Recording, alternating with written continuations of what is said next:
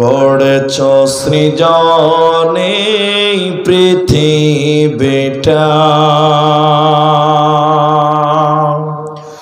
সাজিয়েছ ফলে ফুলে তরুলতা। ও আমার মালিক, তোমার উপমা তুমি একা।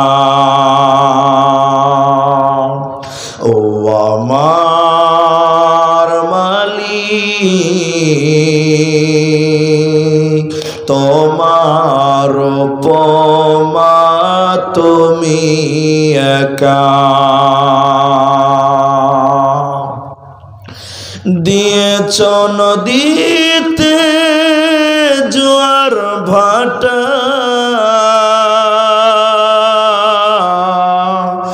রাতের জোছনায় স্নিগ্ধতা, জলে জোনাকি মিটি মিটি বলে আল্লাহ আল্লাহ। ও আমার মালিক, তোমার উপমা তুমি একা। ও আমার মালিক, তোমার উপমা তুমি একা। দিয়েছ শুভ্র মেঘ বৃষ্টি ফোঁটা, ফসলের জমিনে উর্বরতা, রহমের ছায়া দিয়ে রেখেছ ঢেকে তুমি আল্লাহ আল্লাহ। ও আমার মালিক, তোমার উপমা তুমি একা। ও আমার মালিক, তোমার উপমা তুমি একা। উপস্থিত চলমান সভার যোগ্যতম সভাপতি, স্টেজে ওলামায়ে কেরাম, আমার সামনে বসে থাকা এবং দাঁড়িয়ে থাকা দিনদার ইমানদার মুমিন ভাই সকল, দোয়ার কান্টারি মুরব্বী সমাজ, স্নেহের কচিকাচা, পর্দার অন্তরালে বসে থাকা মমিনা সলেহা মা ও বোনেরা, প্রাণ প্রিয় লক্ষণপুর, আমদাবাদ, কাটিহার ও হরিশ্চন্দ্রপুরবাসী, আমি আপনাদের সামনে কোরআনুল কারীম সূরা আসর 2টি আয়াত এবং হাদিসে নববী থেকে তিরমিজি শরীফ থেকে একটি মাত্র হাদিসের টুকরো পাঠ করেছি। উল্লেখিত আয়াত এবং হাদিসকে কেন্দ্রবিন্দুর মধ্যে রেখে এক বিষয় কেন্দ্রিক বক্তব্য রাখবো, যদি আল্লাহ তৌফিক দেন তো। আলাইহি তাওয়াক্কালতু ওয়া ইলাইহি উনীব।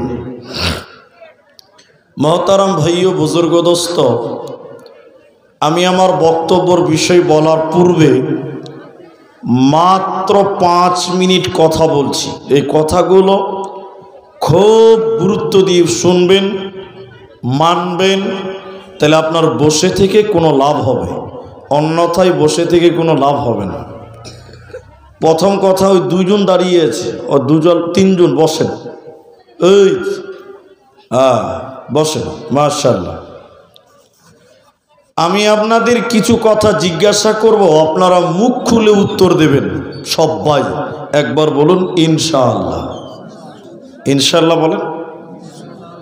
আপনাদেরকে বলতে বলছি তাও বলেন না, আর ওদিকে বলতে বলছি না তাও বলছি। দেখছেন, এটাই হলো আপনাদের আর ওদের মধ্যে পার্থক্য। তা আপনাদেরকে আমি জিজ্ঞাসা করব, আপনারা বলবেন।